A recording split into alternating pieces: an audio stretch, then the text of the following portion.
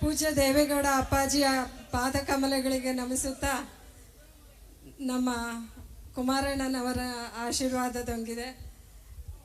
ನಮ್ಮ ನಿಖಿಲ್ ಅಣ್ಣನವರೇ, ವೇದಿಕೆಯಲ್ಲಿ ನೆರೆದಿರುವ ನಮ್ಮ ರಮೇಶ್ ಅಣ್ಣವರೇ, ನಾಗೇಶ್ ಅಣ್ಣವರೇ, ಜಿಲ್ಲಾಧ್ಯಕ್ಷರಾದ ಮಂಜುಳಾ ಉದಯಶಂಕರ್ ಅವರೇ, ಮೀನಾಕ್ಷಿ ಅಕ್ಕನವರೇ, ಎಲ್ಲ ಮುಖಂಡರೇ ಹಾಗೂ ನಮ್ಮ ಮಂಡ್ಯದ ವಿಶೇಷವಾಗಿ ತುಂಬ ಮಂಡ್ಯ ಜನತೆ ಅಂದರೆ ತುಂಬ ವಿಶೇಷವಾದ ಪ್ರೀತಿ.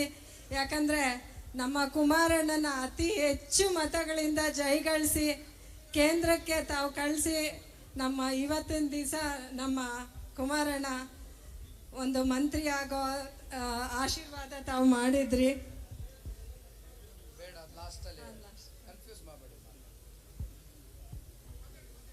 ಒಂದು ವಿಶೇಷವಾಗಿ ಏನು ಹೇಳಬೇಕು ಮಂಡ್ಯ ಜನತೆಗೆ, ಇವತ್ತಿನ ದಿವಸ ನಮ್ಮ ಕುಮಾರಣ್ಣ ಕೇಂದ್ರದಲ್ಲಿ ಇರೋದ್ರಿಂದ ಎಲ್ಲ ಜವಾಬ್ದಾರಿನ ನಮ್ಮ ನಿಖಿಲ್ ಕುಮಾರಣ್ಣನ ಮೇಲೆ ಹಾಕಿದ್ದಾರೆ. ನೀವೆಲ್ಲ ಏನು 2017ರಲ್ಲಿ ಎಲ್ಲ ಇಲ್ಲಿ MLAಗಳನ್ನ ಗೆಲ್ಲಿಸ್ಕೊಟ್ಟಿದ್ರಿ.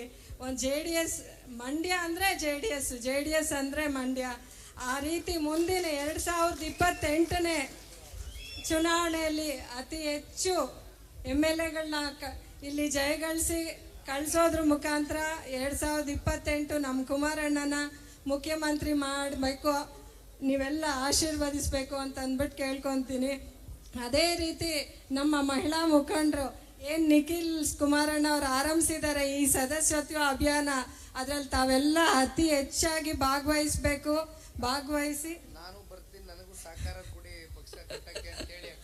ನಿಖಿಲ್ ಕುಮಾರಣ್ಣ ನಮಗೂ ಜವಾಬ್ದಾರಿ ಕೊಟ್ಟಿದ್ದಾರೆ. ಎಲ್ಲ ಮಹಿಳಾ ಮುಖಂಡರನ್ನ ಭೇಟಿ ಮಾಡಬೇಕು. ಪ್ರತಿ ಜಿಲ್ಲೆಗೆ ಕನಿಷ್ಠ 100 ಏನು ನಮ್ಮ ಕಾರ್ಯಕರ್ತರು ಪದಾಧಿಕಾರಿಗಳನ್ನ ನೇಮಿಸಬೇಕು. ಆ 100 ಪದಾಧಿಕಾರಿಗಳು ಇಡೀ ಜಿಲ್ಲೆ ಓಡಾಡಿ ಮಹಿಳಾ ಸಂಘಟನೆಯಲ್ಲಿ ತೊಡಗಿಕೊಳ್ಬೇಕು, ಅದು ಮಾಡಬೇಕು ಅನ್ನೋ ಜವಾಬ್ದಾರಿ ನನಗೂ ವಹಿಸಿರೋದ್ರಿಂದ ಪ್ರತಿ ಜಿಲ್ಲೆ ತಾಲೂಕುಗಳಿಗೆ ನಿಮ್ಮ ಜೊತೆ ನಾನು ಬರ್ತೀನಿ.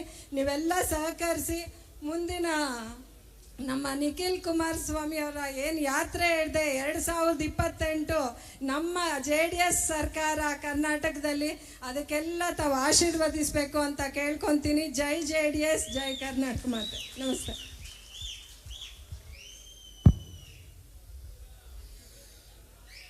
ಎಲ್ಲ ನನ್ನ ಆತ್ಮೀಯ ಮಂಡ್ಯ ಜಿಲ್ಲಾ ಕೇಂದ್ರದಲ್ಲಿ ಇವತ್ತು ಮಂಡ್ಯ ವಿಧಾನಸಭಾ ಕ್ಷೇತ್ರದ ಎಲ್ಲ ನನ್ನ ಜನತಾದಳ ಪಕ್ಷದ ಪ್ರಮುಖ ಮುಖಂಡರೇ, ನಿಷ್ಠಾವಂತ ಪಕ್ಷದ ಕಾರ್ಯಕರ್ತ ಬಂಧುಗಳೇ, ಎಲ್ಲ ಕಟ್ಟಾಳುಗಳೇ, ವೇದಿಕೆ ಮೇಲೆ ಈಗ ತಾನೇ ಪ್ರಾಸ್ತಾವಿಕವಾಗಿ ತಮ್ಮೆಲ್ಲರನ್ನು ಉದ್ದೇಶಿಸಿ ಮಾತನಾಡಿ ಹೋಗಿರ್ತಕ್ಕಂಥ ಮಳವಳ್ಳಿ ತಾಲೂಕಿನ ನಿಕಟಪೂರ್ವ ಶಾಸಕರು ಡಾಕ್ಟರ್ ಕೆ ಅಂದಾನಿರವರೇ, ಮತ್ತೊಬ್ರು ಹಿರಿಯಕರು ತಮ್ಮೆಲ್ಲರನ್ನು ಉದ್ದೇಶಿಸಿ